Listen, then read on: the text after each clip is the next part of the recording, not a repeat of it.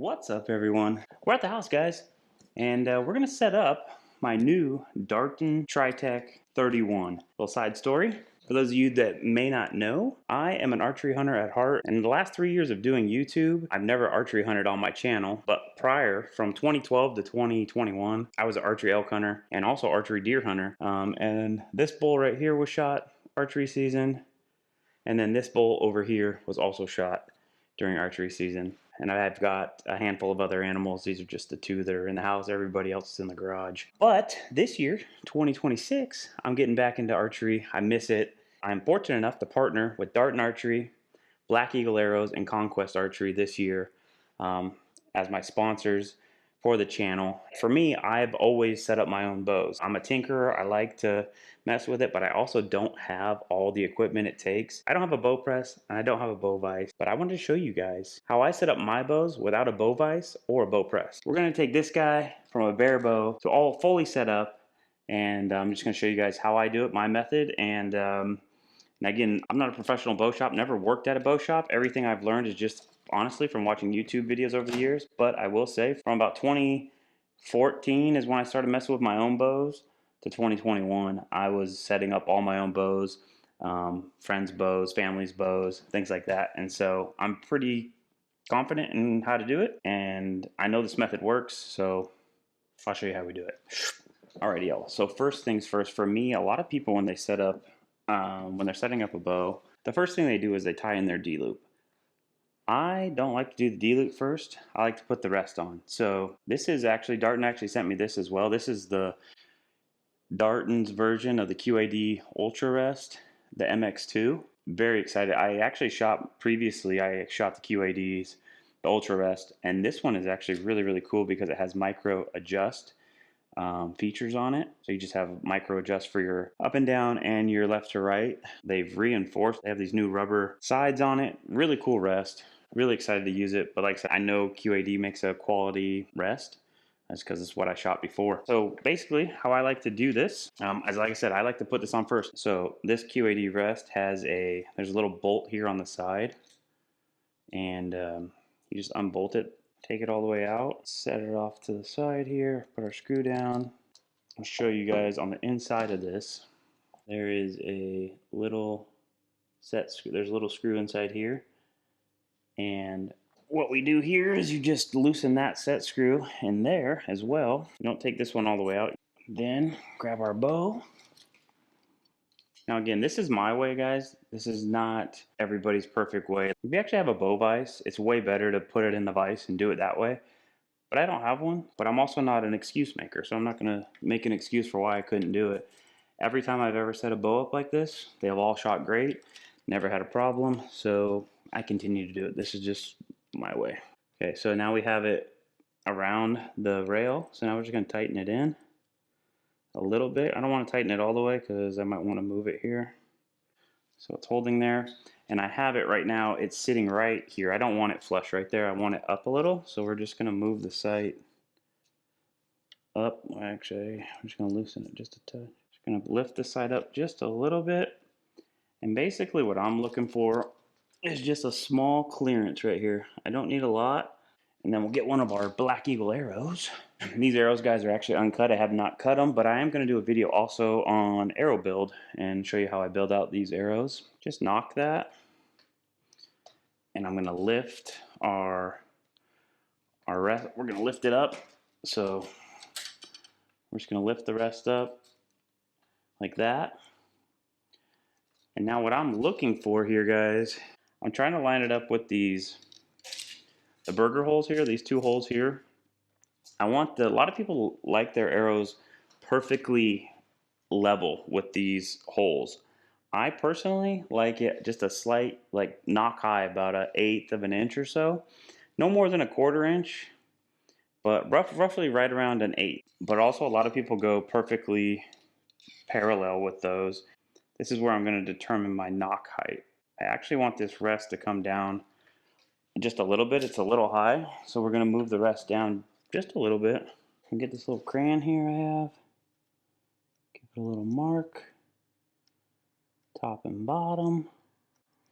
And now I have my knocking point. I can tie in my knocking point, and then now we can tie in the D loop from right here. So basically what I'm going to just do is tie half hitch knots in where we marked our knocking point. And tie one right there.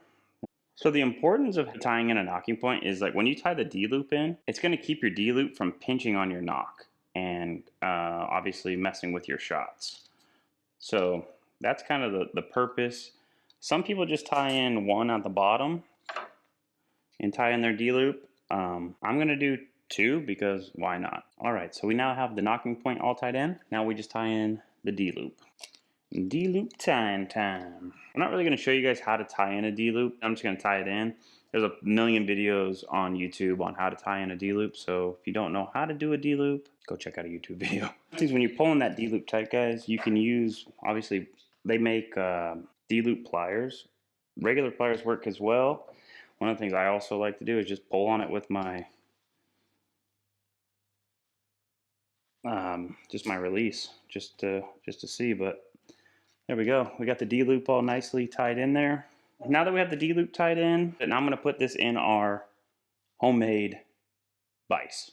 So what I got here, a couple foam pads. This is literally from the box that the bow came in, and it's really just to protect the cam and our limbs from the wood. I don't want any damage there. Handy dandy ratchet strap. Gonna put that there.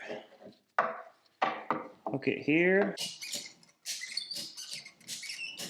And there you go, guys. We now have a bow vise. What we're gonna do now, just to make sure everything's level, is I have this level here. So it looks like I actually want to go forward a little. Just double check it. Yep. Now this bow is level. So one of the things I can check, so on this bow, there is a center, your center shot, right here in the middle, there's a line on the bow. And basically what I want to see, and it looks like actually my rest is perfectly, pretty darn closely lined up right into the middle, right in the middle of that line, which is, and if I eyeball this string, everything is lined up just on the eyeball test, perfectly in line. So let's put the arrow on just to give us a little bit better, a third thing to kind of fourth thing, I guess. And if I line up my string with the arrow and everything looks, honestly, guys, really good. I'm going to come on this angle just to look on down it. Yeah, I mean, we are about as middle can be for what we got. So what we're going to do now is we are going to slap on our sight. And the sight I'm using this year, guys, is this is a Spot Hogg 5-pin sight. I've had it laying around the house for a while, and it's an older one, so I don't have the Picatinny rail system, so we're actually going to mount it on the side over here. Dang, y'all. What I'm doing right here is just kind of seeing like how far off. I'm kind of lining up the sight pins with my string and just trying to eyeball it to see, you know, because obviously when it comes to shooting your bow, you want everything to be in line with your string. You want everything right down the middle, lined up. And to be honest, I mean, we might be a touch, can't tell, we're really close, I can tell you that much. Enough that I'm not going to make any adjustments. We might be a little bit far to the left with the sight, but it's really close, and we'll shoot it. When we shoot it, we can dial that all in and everything. Alright guys, so we basically have this bow just about ready to shoot. The only thing really left to do, we just got to tie in our peep, and I'll show you guys how we do that. Alright y'all, time to tie in the peep, and to do that, I'm going to use a string splitter. This is by Boning. Not the ideal way to do it, guys. I'm gonna be honest. Like if I had a bow press, I recommend you definitely press your bow. This is not the best way to do a peep when the strings are tight, because you got to be very, very careful. You don't want to damage your strings, but it can be done. And I'm gonna do it this way, but it's not the recommended way. If you do it this way, I didn't encourage you to do it this way. I'm just showing you my way, but don't do it. Under pressure. Yeah, got it in there. Like so. like that. Take the pressure back off. And there we go. The peep is in. Let's take this little piece off here. Little string. And this string here, guys, is really just the middle of your string. So that's where you want to really make sure you're right in the middle. If you're not in the middle, you'll have a little bit of string on either side. One of the things I can tell you that I forgot to do, and like I said, I'm not a professional, is hook up our string, our rest string, to our cable here. So let's do that before we pull it back. All right, guys, and there's multiple ways you can do this. You can actually, again, split these cables and put this right into the cable. A lot of people do it that way. I have never had a problem with these little clamps that they give you. That's how I've always run it, and I've never had a problem with it. So that's how I'm going to do it, because that's how I've always done it. So we got it tied in. Now the thing what you want to do here is you don't want to tighten it all the way. You want to keep it a little loose so that when we pull it back, there's two lines here on this bow. I don't know if you guys can see those, but there's two lines there. And you want them level. When those lines are lined up with each other, you know that rest is at full cock and ready to go. But to achieve that, we're going to keep this kind of loose. So when I pull back, this string is going to come up through here to where it needs to be, and then I'll just pull it down just a touch and tighten it down. Right there, there. Oh, baby, that feels good. Okay, so we've got that. We're gonna go down. All right. Now we're just gonna come down. I'm just gonna pull on this just a little bit. Now we're gonna tighten it.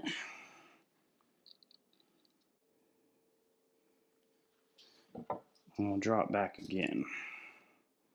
I always like to draw back with the arrow knocked. This arrow's not even set up.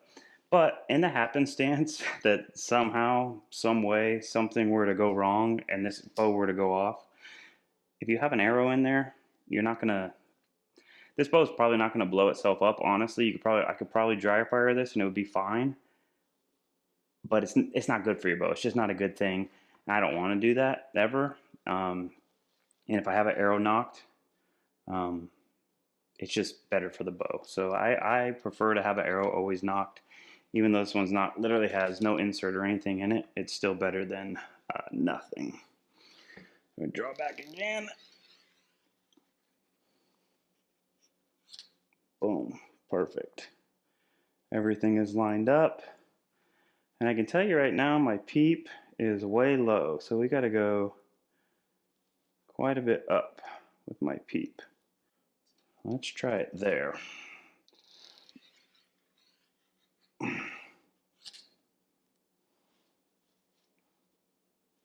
Oh, money.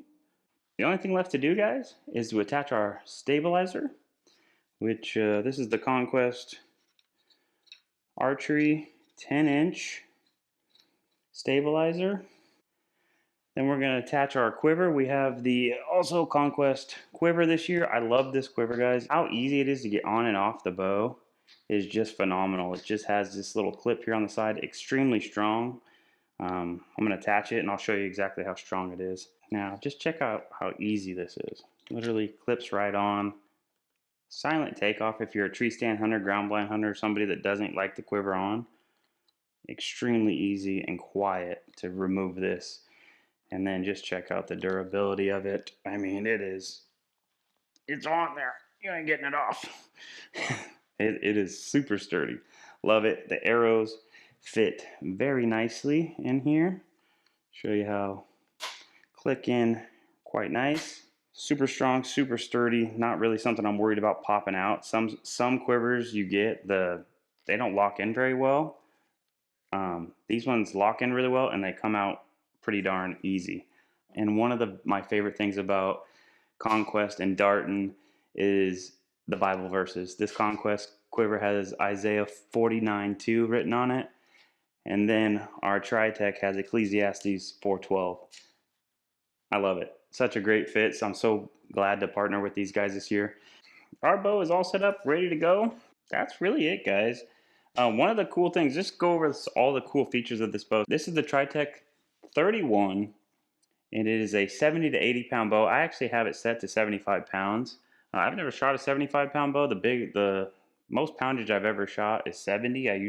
That's just back in the days. That was pretty much the biggest bows they went to. They didn't really go to 80. Now I know they go up even higher than that. The cool things with this Darton TriTech is it comes in 1/4 inch draw lengths. You can set your draw length to 1/4 inch. So I'm a 29-inch draw, so I have mine set to 29 inches. But if I was 28 3/4, I could set this to 28 3/4, which is a really, really nice feature of this bow. I really like that. It comes with speed mods or performance mods. I put the speed mods on. It gives it like an extra, I think it's an extra 5 feet per second or 7 feet per second. I can't remember. And then the performance mods are just supposed to be more, I haven't drawn it with the performance, but from my understanding, you lose a little speed with the performance mod, but it's a little smoother draw for you. So depending if you want smoother or more speed, pick the mods you want. I like speed, so I went with the speed mods. The grip here you can actually adjust. You can actually buy a different grip that is actually has different pitches where like you can get a different grip here and it'll come out and angle out a little bit if you want like a little bit just different feel in your hand. But I'll tell you, this thing feels amazing. This grip right here feels amazing. But here we go, guys. We have our bow all set up, ready to shoot, and we just got to go shoot it. Alrighty, y'all. It's a new day, guys. We have our bow set up. I've actually already paper tuned it. I didn't do a video on paper tuning just because there's a million videos out there on YouTube on how to paper tune. This video is not a paper tuning video. This video is really just about how to take a bare bow and get it to shooting really good groups just from your house with literally minimal equipment. So I'm just going to do a quick little 3-shot group here at 20 yards just to show you guys what this bow can do. So, and obviously we've also built out the arrows. There's going to be a arrow build video coming out as well, so keep your eyes peeled for that. But there they are, all built out. So a quick 3-shot group here.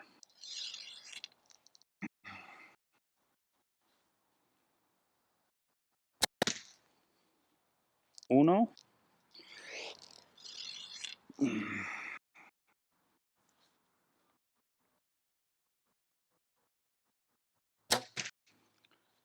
Dos.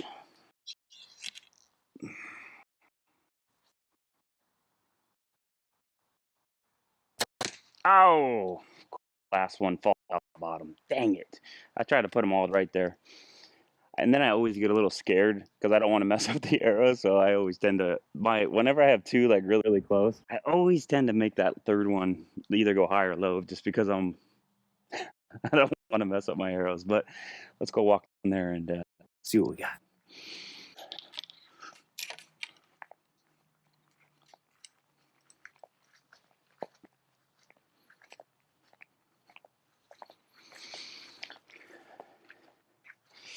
Alrighty, y'all. Here's our target. Pretty good. 3-shot group at 20. Like I said, this last one, these ones were so close. I was like, I aimed a little bit lower, and then I felt myself pull it a little bit too. But it's a really nice 20-yard group, and the rain is coming down, guys. But I'm sure you're also like, man, how'd you get that really expensive target? No, I'm just kidding. This target, guys, like I said, I'm just getting back into archery after a few years. So my target, I don't have any targets or anything, and I haven't purchased any.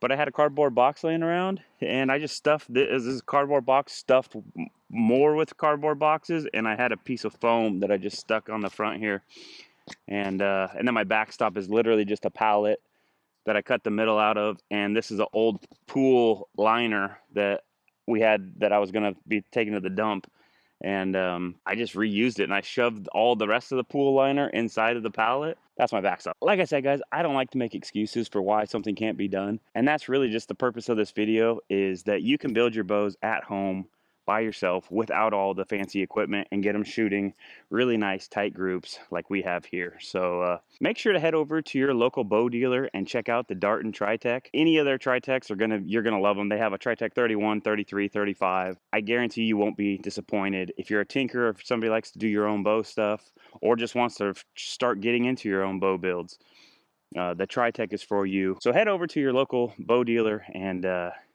give the TriTech a try. If you guys aren't subscribed to the channel, subscribe. Jesus says, I'm the way, the truth, and the life. No one comes to the Father except through me. Jesus can change your life, guys. He's changed mine. We'll do it again. Bang.